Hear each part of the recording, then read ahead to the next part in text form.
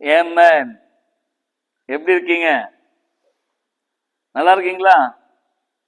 என்னுடைய கிறிஸ்துவுக்கு சொந்தமான என் சொந்தங்களே, உங்களை எல்லாரையும் பார்ப்பதில் நான் மிக்க மகிழ்ச்சி அடைகிறேன். ஆண்டவராக இயேசு கிறிஸ்துவை துதிக்கிறேன். கர்த்தர் உங்களை ஆசீர்வதிப்பார். Praise the Lord. கடைசியா நான் சில வார்த்தைகளை உங்களோட கூட பேசிட்டு இருந்தேன். அவதூறு செய்கிறவர்கள், தவறான காரியத்தை பேசுகிறவர்கள், பரப்புகிறவர்கள் என்று. கடைசி நாட்களில் கொடிய காலம் வரும் என்று அறிவாயாக என்கிற தலைப்புல நான் பேசிட்டு இருக்கேன். அந்த தலைப்புல ஸ்தோத்திரம் இன்னைக்கு ஏறக்குறைய ஒரு 12வது காரியத்தை பேசுறேன் நான் நினைக்கிறேன். நல்லா புரிஞ்சுக்குங்க, எல்லாம் எடுத்துக்கொள்ளுங்க.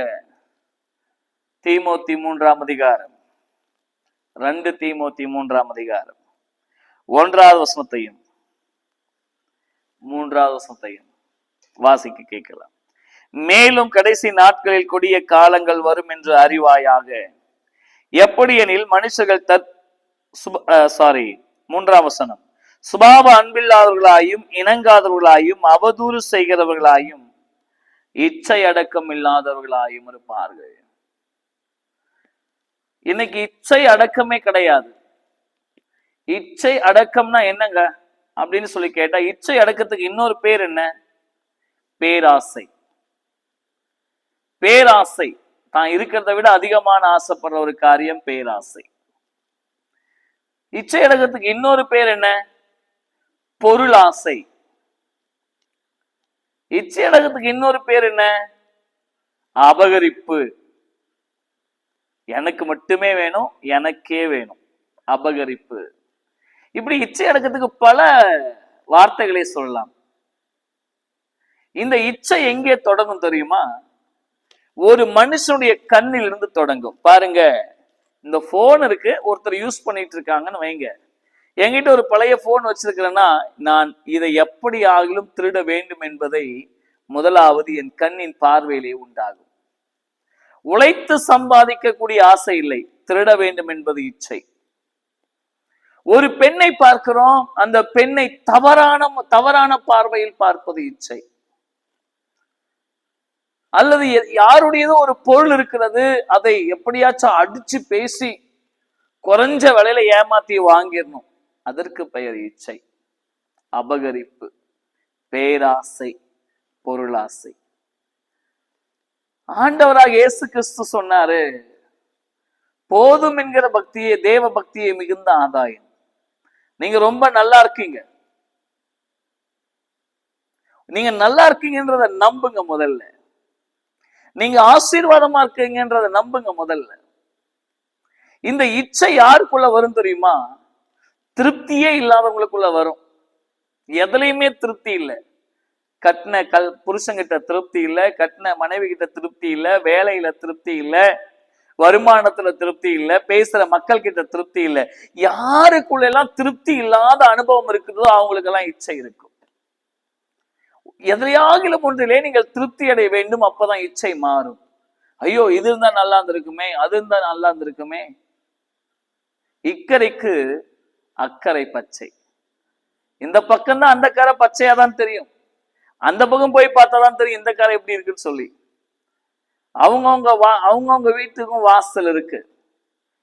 ஒவ்வொருடைய குடும்பங்களும் பல பிரச்சனைகள் உண்டு. ஐயோ, எனக்கு மட்டும்தான் இந்த பிரச்சனை நினைக்காதீங்க. தயவு செய்து ஆண்டவர் சொல்றாரு, இச்சை அடக்கம் உள்ளவர்களாக இருங்கள், உங்களை நீங்க ஆளுகை செய்யுங்கள். யார் அதிகமான இச்சை அடக்க முடியவங்களா இருப்பாங்க தெரியுமா? தன்னை கண்ட்ரோல் பண்ணாதவங்க தான் இருப்பாங்க.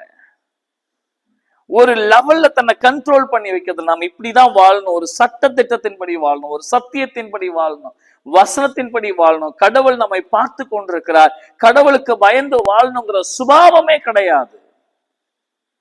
கடவுளுக்கு பயப்படாதவங்களுக்குள்ள இச்சை இருக்கும். இங்க பாருங்க, ரொம்ப அழகா சொல்லுதுங்க, இச்சை அடக்கம் இல்லாதவங்க. கடவுளுக்கு நீங்க பயந்தா கண்ட்ரோலா வாழ்வீங்க. கடவுளுக்கு நீங்க பயப்படலன்னா கண்ட்ரோல் இல்லாம வாழ்வீங்க. எதற்குமே ஒரு கண்ட்ரோலை உண்டு பண்ணுங்க வாழ்க்கையில. திருமணம் ஆயிருக்கா, அதுல ரொம்ப திருப்தியா இருங்க. வேலை செய்றீங்களா, அதுல ரொம்ப திருப்தியா இருங்க.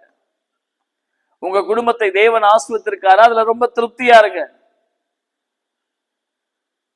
காலேஜுக்கு போறீங்களா, உங்க தாய் தகப்பனுக்கு உண்மையா இருங்க. வாலிப பிள்ளைகளே, தம்பிமாரே, பார்க்கறதெல்லாம் அழகா இருக்குன்னு நினைக்காதீங்க, ஆபத்து கூட நிறைஞ்சிருக்கு. இச்சை அடக்கம் மிகவும் அவசியம். இச்சை அடக்கம் இல்லைன்னா உங்க வாழ்க்கையில தோத்துருவீங்க. இலக்கில்லாமல் ஓடக்கூடாதுங்க, இலக்கோடு ஒன்னதான் ஜெயிப்போம். ஒரு இடத்துக்கு ஓடுறோம், பார்க்கறதெல்லாம் பார்த்துன்னு வேடிக்கை பார்த்துனே போக கூடாது.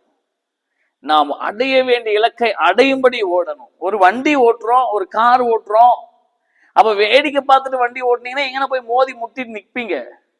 ஆனா நேரா பார்த்து போங்க, உங்கள் பார்வை நேரா இருக்கட்டும்.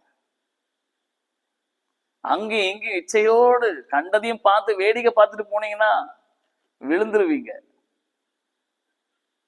பாருங்க, சாலமோன் தகப்பன் தாவீது ராஜா ஒரு உப்பரியின் மேல் உலாவிக் கொண்டிருந்தார். பத்சேபாள் ஸ்தோத்திரம் குளித்துக் கொண்டிருந்தார். அத மேல இருந்து அவர் பார்க்கிறாரு. பாவம், பார்வையில இச்சை. பார்வையில இச்சை வந்தோடனே ராஜ்ய பாரத்துக்கே பிரச்சனை வந்துருச்சு, குடும்பத்திலேயே பிரச்சனை வந்துருச்சு. நீங்க செய்ய வேண்டிய வேலைய இலக்கோடு செஞ்சீங்கன்னா நீங்க இச்சைக்கு போக மாட்டீங்க. இலக்கு இல்லாம அப்படி போற போக்குல போயிட்டு இருந்தீங்கன்னா தோத்து போயிடுவீங்க. இச்சை அடக்க முடியவர்களாக இருங்கள். உங்க வாழ்க்கை அடக்கி ஆள கற்றுக்கொள்ளுங்கள். நீங்கள் அடைய வேண்டிய இலக்கை அடையும்படி பிரயாணப்பட்டு கொண்டே இருங்கள். பார்த்துக்கலாம், எனக்கு தெரியும் அப்படிலாம் சொல்லாதீங்க.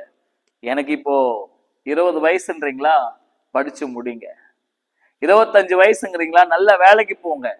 30 வயசுல அழகான திருமணத்தை செய்து அழகான வீடுகளை கட்டி எழுப்புங்க. இலக்கோடு செயல்படுங்க. இலக்கில்லாதவன் விழுந்து போவான். தன் பார்வையில் இலக்கில்லாதவன் இச்சையில் இருப்பான். தன் பார்வையில் இலக்கு இருக்கிறவன் அதை அடையும்படி ஓடுவான். இலக்கை வைத்து ஓடுங்கள். இலக்கில்லாத ஓட்டம். பந்தயத்துல ஓடலாம் ஜெயிக்க முடியாது. எப்படி வேணாலும் ஓடுறோம்னா ஜெயிக்க முடியாது. பந்தயத்துல இலக்கோடு ஓடினாதான் ஜெயிக்க முடியும். ஜெயிக்கும்படி ஓடுங்க. ஆபத்தில் மாட்டிக்கொள்ளாமல் ஜெயிக்கும்படி ஓடுங்க. இலக்கை வைத்து கொண்டு ஓடுங்க.